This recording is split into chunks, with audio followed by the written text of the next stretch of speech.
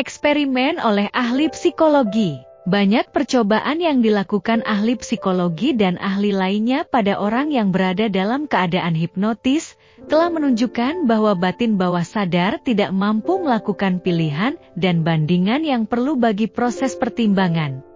Mereka menunjukkan berkali-kali bahwa batin bawah sadar akan menerima gagasan apa saja, bagaimanapun palsunya, begitu menerima gagasan yang telah diberikan padanya. Seorang guru hipnotis dapat memberi gagasan terhadap muridnya yang berada dalam keadaan hipnotis bahwa punggungnya gatal, lalu kepada murid lainnya hidungnya berdarah, dan kepada yang lain lagi sebagai patung perunggu, serta kepada yang lainnya lagi kedinginan pada suhu di bawah 0 derajat. Masing-masing akan menuruti gagasan yang berlaku baginya, sama sekali akan tidak sesuai dengan gagasannya. Gambaran sederhana ini menunjukkan dengan jelas perbedaan antara batin sadar yang mempertimbangkan dan batin bawah sadar yang tanpa pertimbangan, tanpa pilih, dan menerima benar apapun yang dianggap benar oleh batin sadar. Oleh karena itu, sangat penting memilih pikiran, gagasan dan alasan yang menyegarkan, memberi inspirasi, dan mengisi jiwa Anda dengan kegembiraan. Penjelasan istilah batin objektif dan subjektif. Batin sadar Anda berhubungan dengan objek-objek luar. Batin objektif memerhatikan dunia objektif. Sarana pengamatan adalah kelima pancaindera fisik.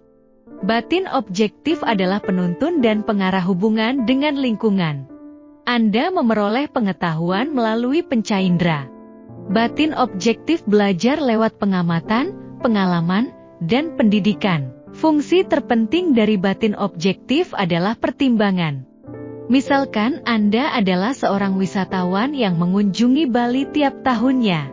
Anda akan berkesimpulan bahwa Bali merupakan pulau yang indah berdasarkan pengamatan Anda mengenai patung-patung, pura, pemandangan alam, dan masyarakatnya yang ramah.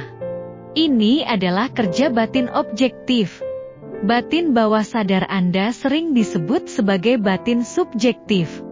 Batin subjektif memperhatikan lingkungan dengan cara di luar pancaindera. Batin subjektif mengamati dengan intuisi atau gerak hati, merupakan tempat kedudukan emosi dan sebagai gudang ingatan. Batin subjektif melaksanakan fungsi tertingginya bila indera objektif sedang dalam keadaan pasif. Singkatnya, batin subjektif merupakan kecerdasan yang timbul bila batin objektif dalam keadaan tertunda atau dalam keadaan mengantuk. Batin subjektif melihat tanpa menggunakan alat penglihatan alami. Ia mempunyai kemampuan melihat dan mendengarkan keadaan pada jarak jauh tanpa sarana apa-apa. Batin subjektif dapat meninggalkan badan, bepergian ke tempat jauh, dan membawa kembali informasi yang tepat sekali. Melalui batin subjektif Anda bisa membaca pikiran orang lain, membaca isi dari amplop tertutup, atau peti terkunci. Batin subjektif punya kemampuan mengerti pikiran orang lain tanpa menggunakan sarana komunikasi objektif biasa. Adalah sangat penting untuk mengerti pengaruh timbal balik batin objektif dan batin subjektif, supaya dapat belajar cara doa yang benar. Bawah sadar tidak bisa mempertimbangkan seperti batin sadar. Batin bawah sadar tidak bisa berbantah-bantahan melawan Anda. Oleh karena itu, bila Anda memberi gagasan yang salah, ia akan menerimanya sebagai hal yang benar dan langsung menimbulkan kondisi, pengalaman, dan kejadian yang sesuai dengan gagasan itu.